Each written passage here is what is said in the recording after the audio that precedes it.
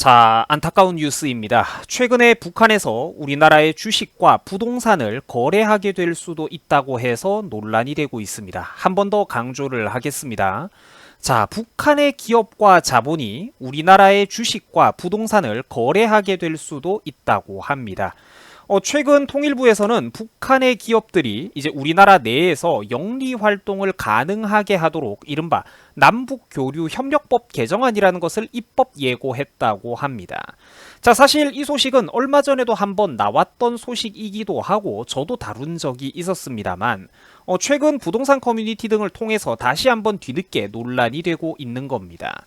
자, 통일부에서는 지난달 27일 북한이 한국 내에서 영리 활동을 가능하게 하도록 그런 남북교류협력법에 관한 개정안을 입법 예고했다고 합니다. 북한이 우리 한국 내에서 영리 활동을 가능하도록 하는 거예요. 자, 그런데 당연히 이런 개정안에 대해서 비판의 목소리가 나올 수밖에 없다는 것이죠. 얘들아, 야, 너네 그러다가 우리나라 정말로 큰일 난다. 미국이 주도하는 대북 제재와 지금 이 짓거리들은 정면으로 어긋나는 것 아니냐. 그러다가 우리나라 정말 큰일 난다. 이런 식으로 이제 합리적인 비판의 목소리가 나오기도 했는데, 자, 이게 당연한 걱정입니다만, 그렇죠. 이 정부 사람들이 어떤 사람들입니까? 맞습니다. 답이 없는 사람들이죠. 그러니까 수많은 논란에도 이런 비판과 우려에도 불구하고 통일부에서는 결국 별다른 수정 없이 입법을 강행해버렸다고 해요. 하여간 나라를 망치는 쪽으로는 그 소신과 추진력이 불도저처럼 강한 사람들이라는 겁니다. 이 대한민국만 지금 애꿎은 우리 대한민국만 벼랑 끝으로 달려가고 있다는 거죠. 지난달 통일부는 아까도 말씀드렸던 그 남북교류협력법 개정안이라는 것을 공개를 했어요. 거기 보면은 경제협력사업 제17조의 3조항이 신설되어 있는데 거기서 바로 남북경제협력의 범위를 구체화하고 있는 겁니다. 자, 그런데 그 구체화라는 게 무슨 소리냐면 쉽게 말해가지고 북한의 기업들이 우리 한국에서 공동으로 또는 독자적으로 영리 활동을 할 수 있도록 하겠다라는 그런 법적인 근거를 마련해주고 있다는 겁니다.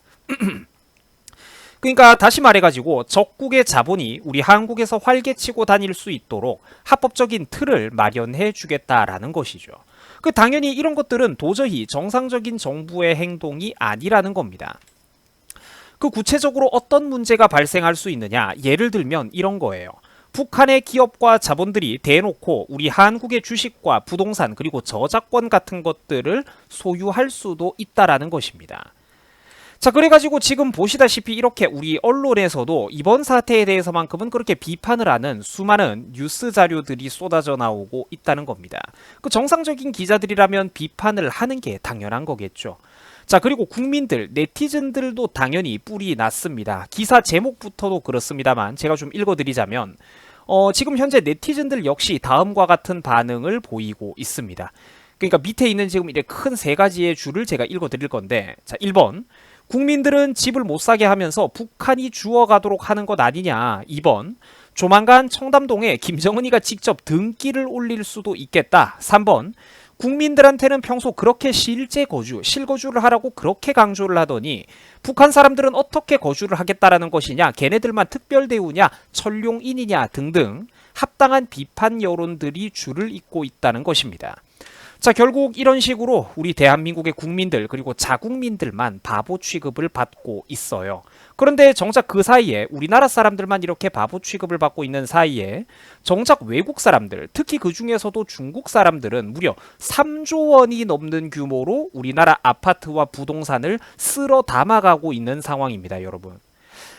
이 안타까운 대한민국의 현실을 여러분 어떻게 하면 좋습니까? 정말로. 그죠?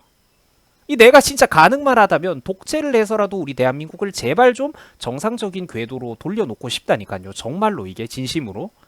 그러니까 이게 정상적인 나라가 아니라는 거죠. 그죠? 이 흐름이 자국민들만 바보가 되고 있잖아요.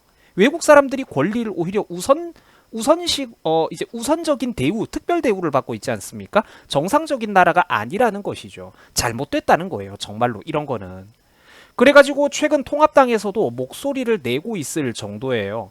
북한의 기업들이 국내에 있는 부동산과 주식시장에 투자를 하는 게 그게 말이 되느냐, 즉각 철회해라, 이렇게 비판 성명이 나오고 있다는 겁니다. 여러분 이래가지고 참 미우나 고우나 또 민주주의가 중요한 것 같습니다. 아무리 무등하다고 할지라도 이 야당조차 없으면은 실제로 국회와 국정 운영에서 이렇게 좀 대정부 질문을 하고 비판을 하고 이렇게 목소리를 낼 만한 구심점이 없어진다라는 거죠. 그 참 안타깝습니다. 제대로 된 야당이 없는 상황에서 이런 목소리라도 굉장히 이제 중요하다라는 거죠. 북한의 기업이 국내 부동산을 투자하는 거 잘못됐다, 즉각 철회돼야. 뭐 이 인간들이라도 없으면 또 이 목소리를 누가 내겠습니까? 그죠? 자, 안타깝습니다.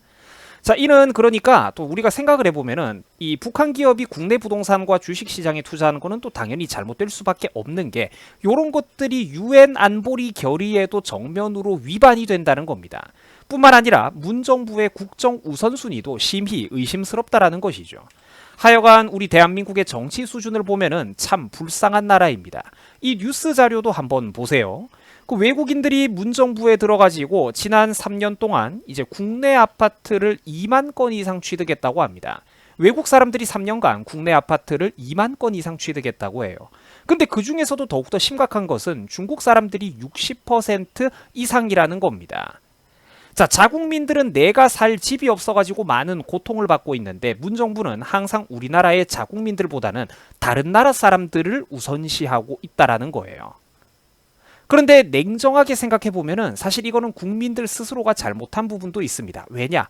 오늘날 이런 고통들은 사실 우리나라의 국민들 상당수가 정치를 너무 몰라가지고 스스로 자초하고 스스로 선택한 결과도 있다라는 겁니다. 우리같이 안 뽑은 국민들, 나라 꼬라지가 이렇게 될 거라고 예전부터 경고했던 사람들만 정말 억울한 상황이라는 것이죠. 자, 여러분들 수고하셨습니다. 고맙습니다.